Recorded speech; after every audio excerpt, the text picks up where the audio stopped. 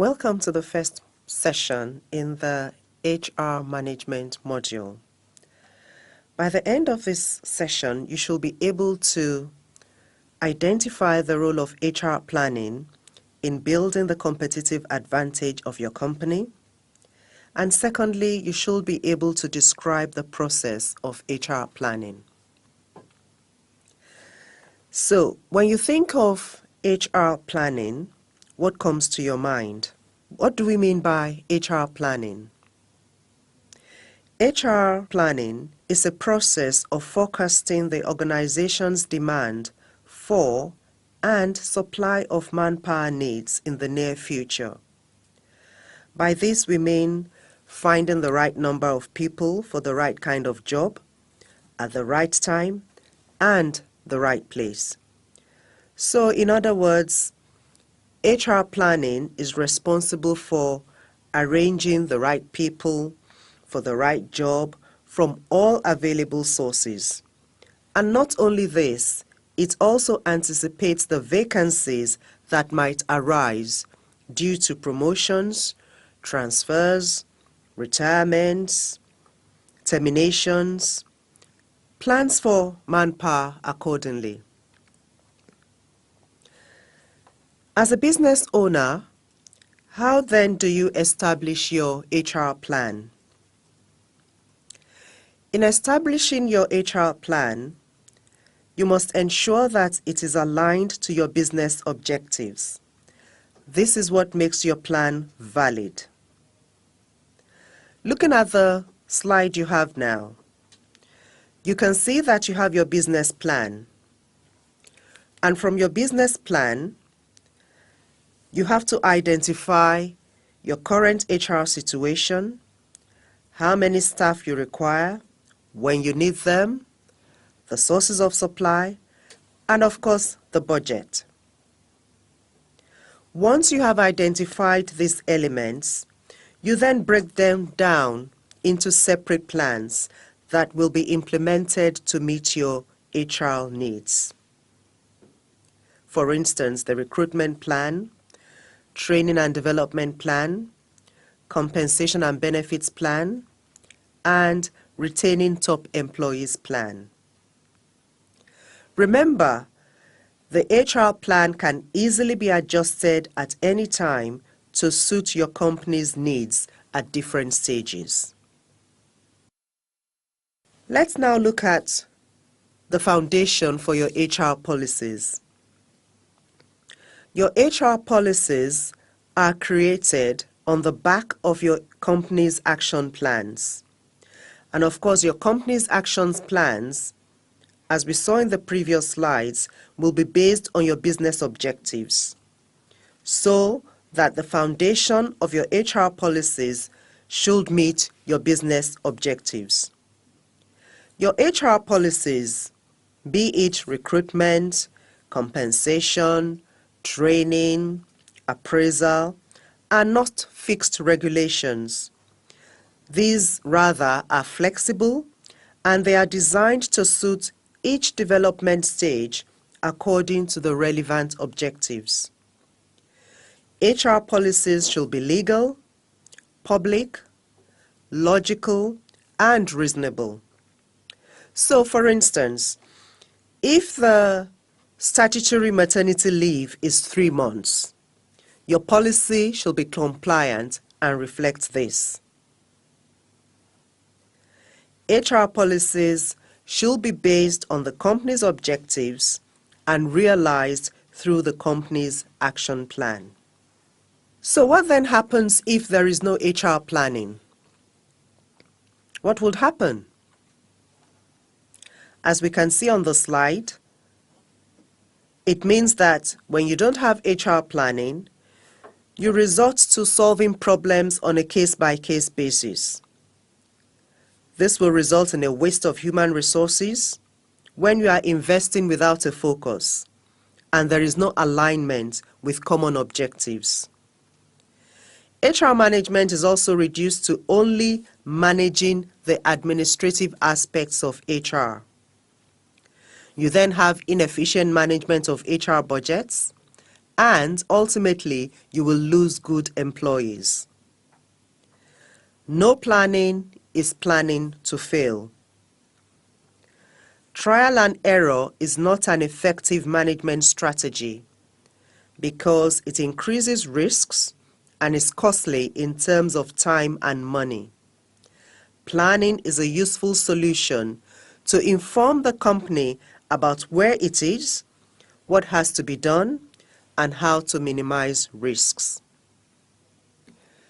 Now that we have an understanding of what HR planning is, what then do we mean by HR management? HR management is concerned with the management of employees from recruitment to retirement or from entry to exit. The definition we have on the slide says it's all about acquiring services of people, developing their skills, motivating them to the foremost level, and making sure that they continue to maintain their commitment towards the organization. So when we look at it, HR management covers the fields of staffing, that is when you hire people, retaining people, the pay, the benefits, managing their performance, change management, and of course ultimately taking care of exits from the company. When we put HR planning and HR management together, what is the connection? Put simply, HR management may be described as a house with planning as the foundation. As you can see from the slide you are looking at now, HR planning is the foundation of the house we have there. And on the foundation, you can see we have 4 pillars. We have recruitment, we have training, development, staff management, and retention. Those are the pillars supporting the house. And on the top of that house, you see HR management. Without planning, the house is built without a foundation. And if one of the 4 pillars is not strong enough, there is the danger that the house could collapse. A solid house, especially one that will support additions and expansions, requires a strong foundation and equally stable pillars. So you can see the connection between your HR planning and HR management. They go hand in hand. Let's look at the role of HR, the HR department, or the role of an HR manager. Some of the things that is expected is 1, they formulate certain strategies and execution of these strategies towards the realization of the company's vision. So for instance, if the company wants to employ more women into certain positions, the recruitment drive that HR is going to follow will focus on this. Another role is for HR to advise the CEO and department heads about policies and provide clarity on these policies as required. So they have an advisory function. Another one is that HR assists the line managers with any HR-related issues. Of course, we mustn't forget that HR cannot function well in any company without being familiar with the operations of all the departments. So that means that whoever is managing your HR, whoever is the head of your HR, they must know the operations of your organization. An important aspect of HR is compliance. Compliance with employment laws. This is very important. As a company, even as a small business owner, you want to protect your brand from the beginning, and you also want to maintain your integrity and reputation. Lastly, HR is there to manage employee records. Make sure they're accurate, up to date, and easily accessible. Let's look at some of the processes that support HR. The following are various HR processes. We see the first one listed on our slide is human resource planning. And as we mentioned earlier, this includes recruitment, selection, hiring, training, induction, orientation, evaluation, promotions, and layoffs. Another process is the employee remuneration and benefits administration. By that, we're talking about the pay, the compensation, and all the benefits package that you will give your employees. Thirdly, performance management. And last but not the least, employee relations.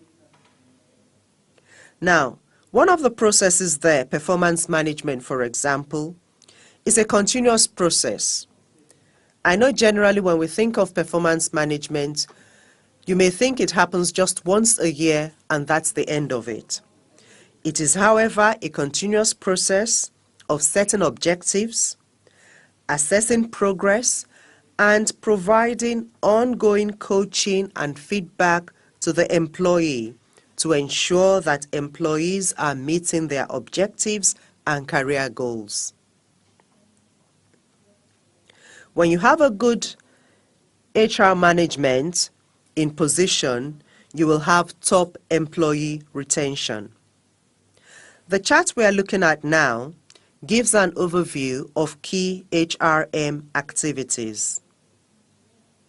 It also emphasizes that HR planning is a continuous process based on a plan catered to each company and resulting from the business common goals. Again, you can see from the charts that planning is the foundation upon which all other HRM activities are built. Planning is what helps to link HRM activities with your business goals. And so it must not be carried out spontaneously or independently of your company goals. Saying that, who does what in HR planning? As the company owner, you decide the objectives and resources. You also set the direction for your HR policies. Your HR director or manager then does the HR planning and monitors the implementation of same. The HR director also develops and advises on HR policies. Your departmental heads or functional managers, if you don't have departmental heads, they have to develop departmental objectives and the HR needs within each department, within their own unit. They also manage the staff competency within their respective departments. We're now going to look at the process of HR planning. Looking at the slide we have now, you can see we have 6 steps. We're going to look at this in detail, but now let's just quickly glance through the steps. Step 1, we analyze the environment and current state of HR management. Step 2, we forecast the HR needs. Step 3, we forecast the labor supply capacity and we balance the supply demand. This then takes us into step 4, which is to develop our action plans, and we also develop and adjust our HR policies as appropriate. In step 5, we set our budgets. We get them approved. And in step 6, this is where we look at, we control, we review, and we adjust the plan. It is a continuous process. When you review the plan, when you adjust the plan, then you can go back and revisit any of the other steps, the prior steps, and make the corrections there. Let's dig in now and look at step 1. The first step in HR planning process is to analyze the current manpower supply in the organization in terms of the experience, proficiency, skills, etc. that an employee requires to perform a particular job. The future vacancies can also be estimated so as to plan for the manpower from both the internal, that is within the current employees, and the external, when you have to hire candidates from outside.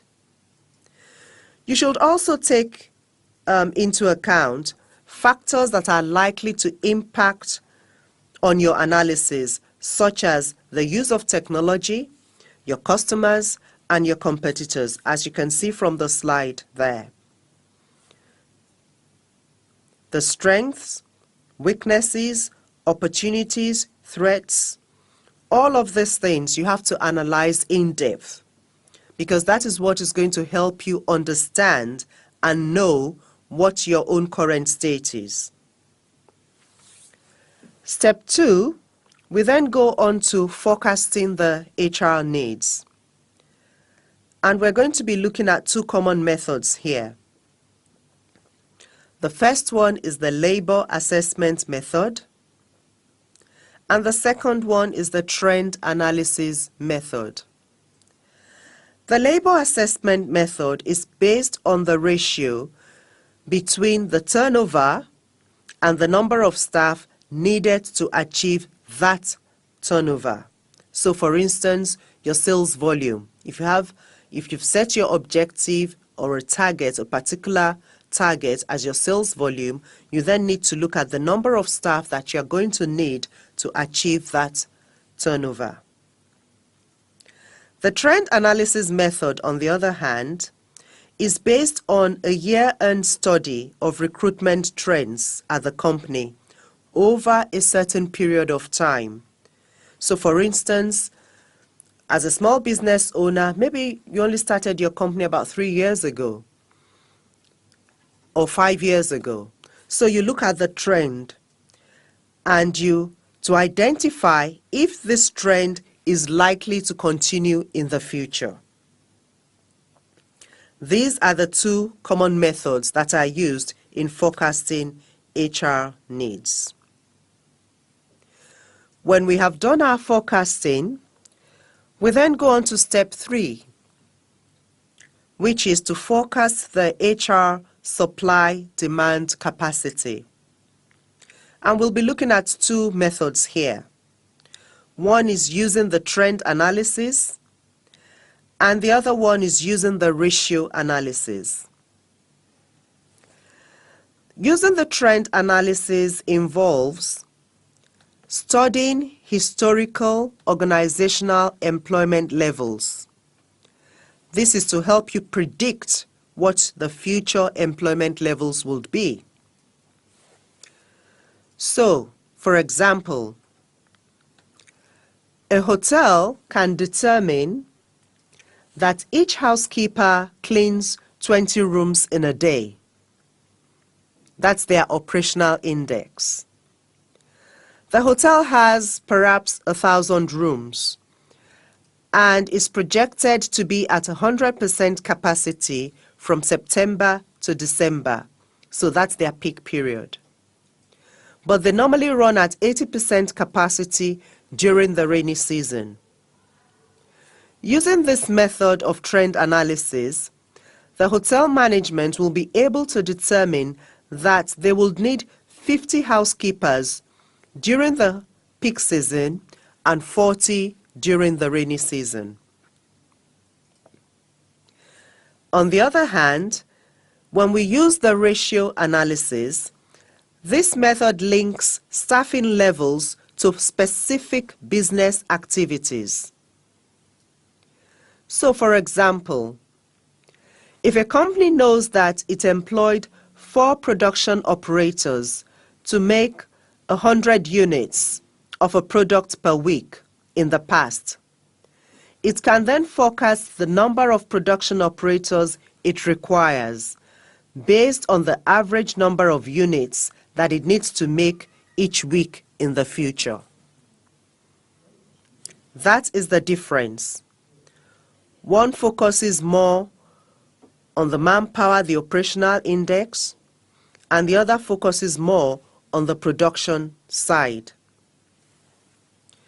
Once we have done your forecasting that way, we then develop the action plan, which is step 4. On the screen you can see we've listed 4 plans. We have the internal source development plan, the recruitment plan, the plan to retain top employees, and a downsizing plan.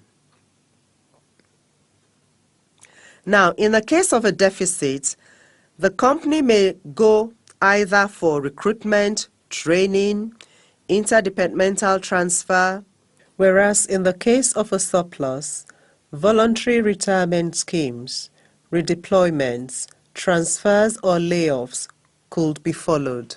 At the bottom of the slide, you will see we've given you a breakdown of 2 different plans.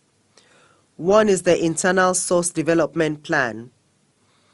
And when you are doing that plan, you will look at things like the promotion, job rotation, training, and the flexible use of labor. The recruitment plan, you have to make sure you look at the purpose, the number, positions that you are recruiting for, how you are going to attract the candidates, the selection process, and of course, the orientation. So you can see that in developing your action plan, each of the plans, you need to break them down into the various elements that you will be covering in the plan.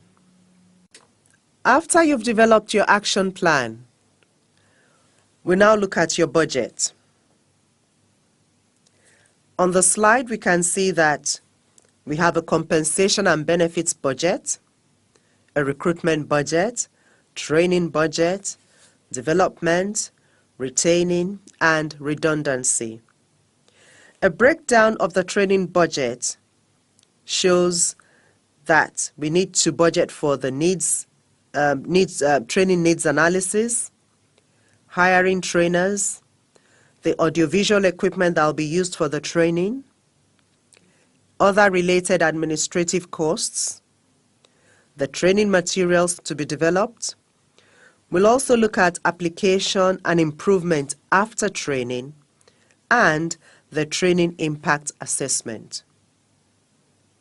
When you break down the elements in drawing up your budget, this will help you to ensure that you stay within budget, and ultimately this helps your plan. The final step in this process is the control, reviewing, and adjusting the plan. Because the effectiveness of the manpower planning process is to be evaluated. So, the human resource plan is compared with its actual implementation to ensure the availability of a number of employees for several jobs. At this stage, the company has to decide the success of the plan and control the deficiencies, if any.